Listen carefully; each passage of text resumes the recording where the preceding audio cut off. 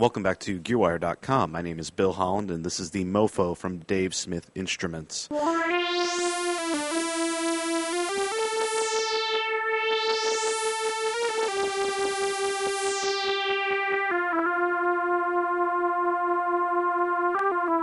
Now let's take a look at some of the patch banks. First of all, something a lot of people ask me about is the push it button. What does this do? Simply, it does that. However, what you can do is if you find a sequence that has, like this, the whippersnap. If I take that and go in to my sequence, and right here you'll see it says trigger, normal.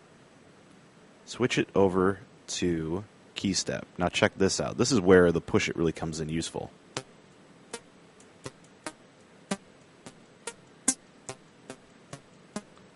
So right now it's set to toggle, but if I go to the push it settings, I can change it to normal.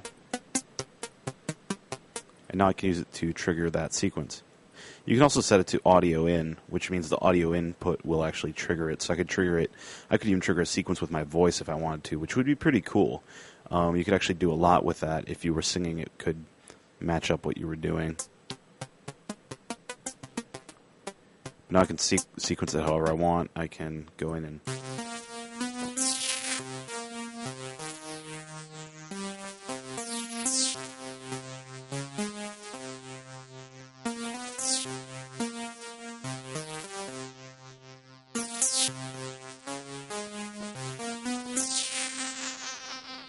to use the push it button, you really don't even have to know how to play.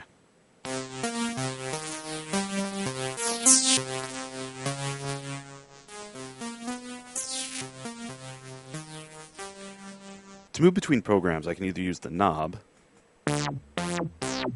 or I can use these guys down here.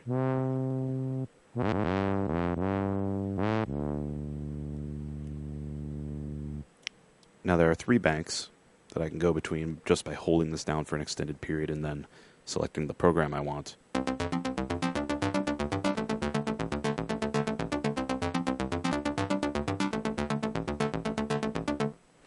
And again, once I've done that, I can actually go in and edit using either this or I can use my knobs. And each one, again, has independently different settings, so never expect the setting to be exactly the same. So for example, here we have envelope 3 amount.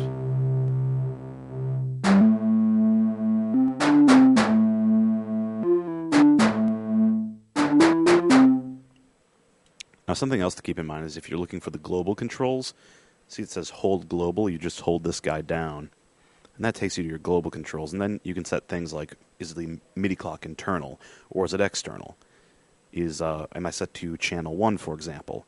So here my keyboard is on 1.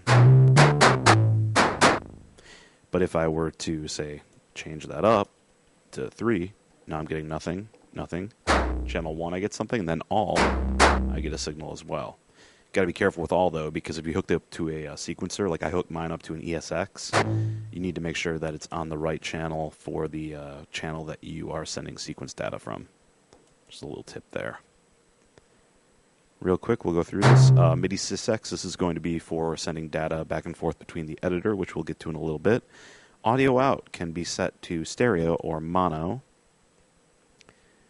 And output select can also be set. Master transpose.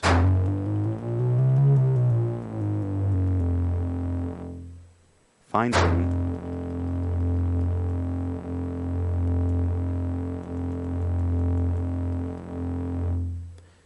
And here we are again, so we'll get out of this. Let's go through some of the programs and just see what else is on here.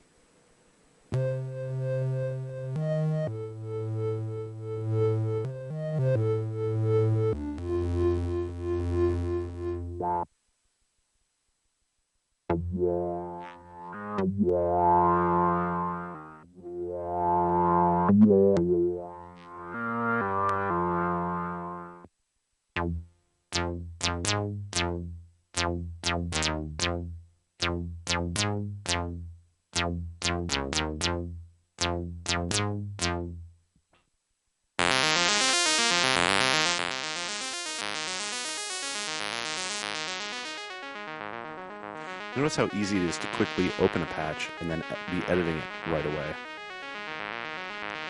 And even for a small box with a limited number of controls compared to something like the Prophet 8, this is a very quick way to work.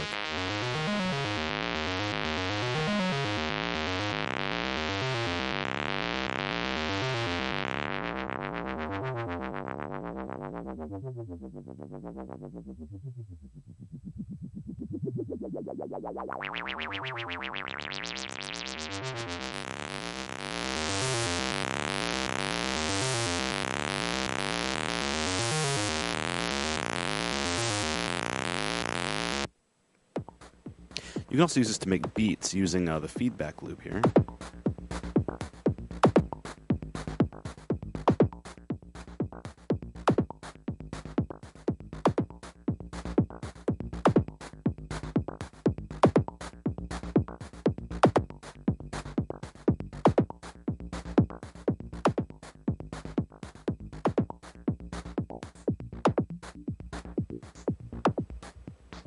So sequence this up with your favorite sequencer or synthesizer, and you get a really cool way to make beats really quickly. Especially if you're doing minimal or techno or anything like that, or industrial, this is a really good way to get really nice analog tones that don't sound like a software synthesizer.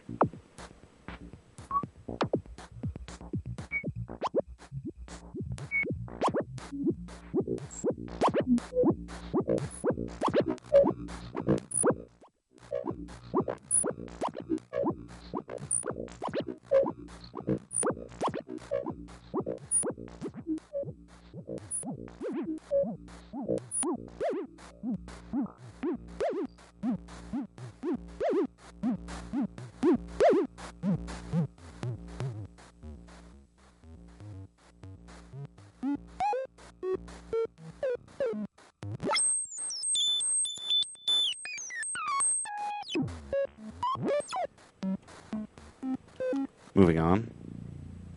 Bass pedals. The Moog Taurus is what this is meant to emulate.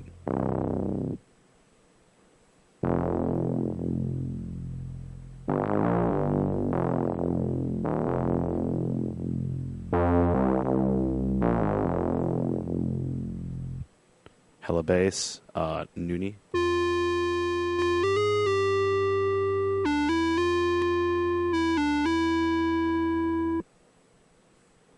Kalimbatron.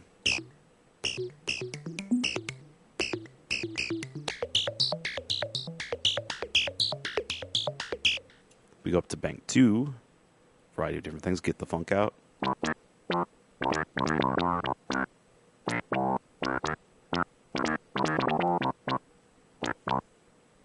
We got Son of Pro 1.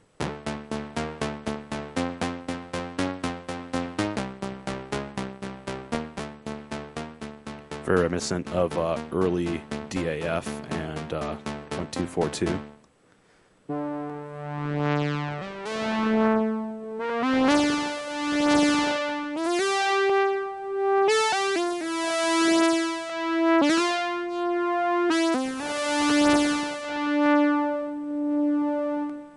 We have a lot of very ambient type stuff on here too, like brainwaves.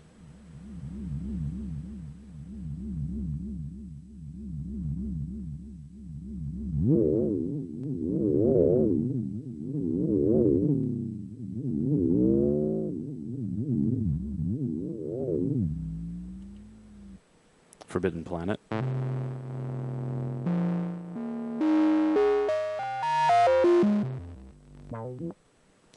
Some crazy sequence patches like Dr. Dre.